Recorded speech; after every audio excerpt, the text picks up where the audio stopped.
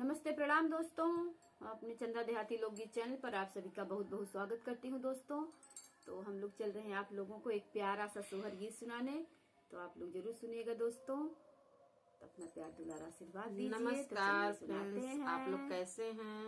तो जहाँ पर आप लोग होंगी, मेरा यही उम्मीद है कि आप स्वस्थ हैं, मस्त हैं। तो चलिए, बहुत ही प्यारा सोहर गीत है, हम वही लेकर आए हैं दोनों और वही सुनाने जा रहे हैं। आप लोग सुनिए, प्यार से सुनिए, लाइक शेयर सब्सक्राइब जरूर करिए। डोलिया से उतरी एक बहुअरी रूपवा के सुंदरी रूपवा के सुंदरी हो। डोलिया से उतरी एक बहुअरी रूपवा के सुंदरी रूपवा के सुंदरी हो।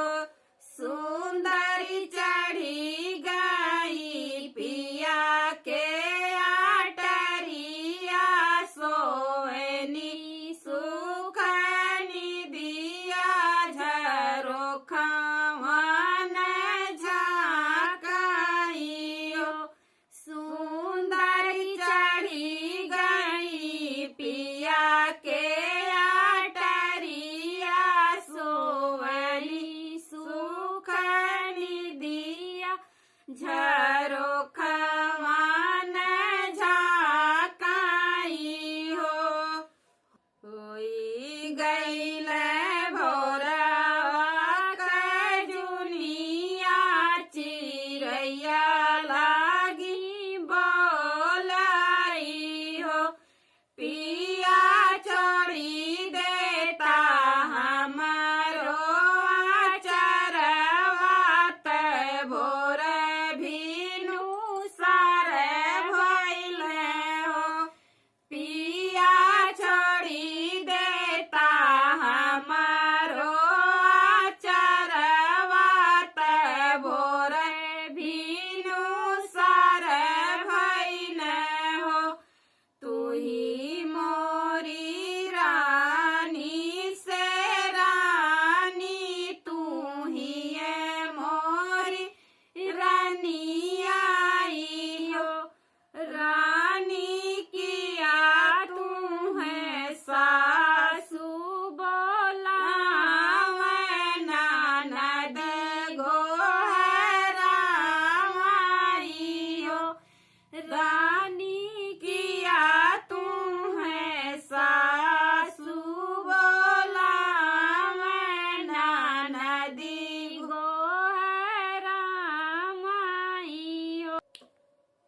धना किया तोहरे गोदी के लालनवा, तू काहे खातिर जागी हो। धना किया तोहरे गोदी में लालनवा, तू काहे खातिर जागी हो। अटरिया से उठी है भाऊजी, झरोखवा से झांकई हो। दुआरा से आवे देवरवा, ते भौजी से आरज करे हो। भौजी काहे तोहरा मनवा मालिन, ते काहे दुखी बाटी हो।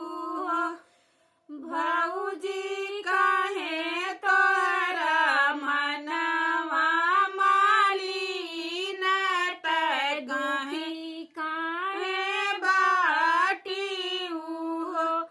तू ही मोरे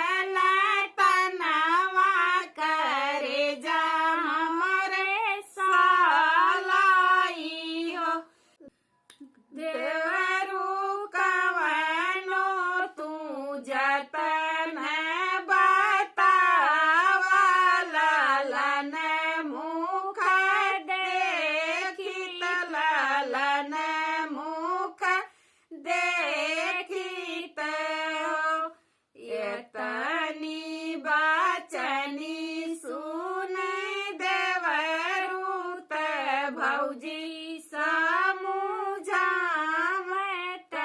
भौजी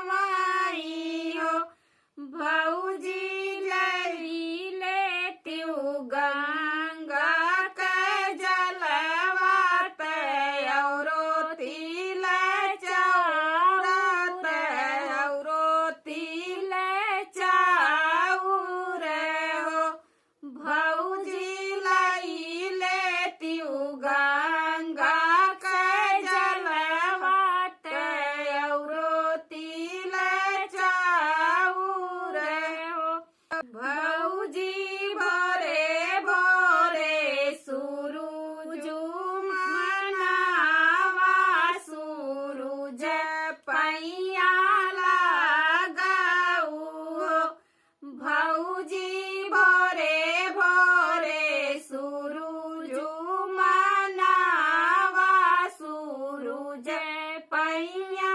लगाऊ भौजी तोहरे ते होई है लालनवा तनवा छूटी जई हरियो भौजी तोहरे ते होई है लालनवा तनवा छूटी जई हरियो उगत सूरुजवा मनावे मानहु नाही पावे मानहु नाही पावई हो बहिनी हो तही आधी रतिया ते बाबुआ जनम लिहन हो बहिनी हो तही आधी रतिया ते बाबुआ जनम लिहन हो बहिनी बाजे लाग बारहो बाजनवा गावही सब सोहर हो बहिनी बाजे लाग बारहो बाजनवा गावही सब सोहर हो बहिनी बहुआ के मुहावाया जोर भाए गोदिया लैलन खेले हो बहिनी बहुआ के मुहावाया जोर बहन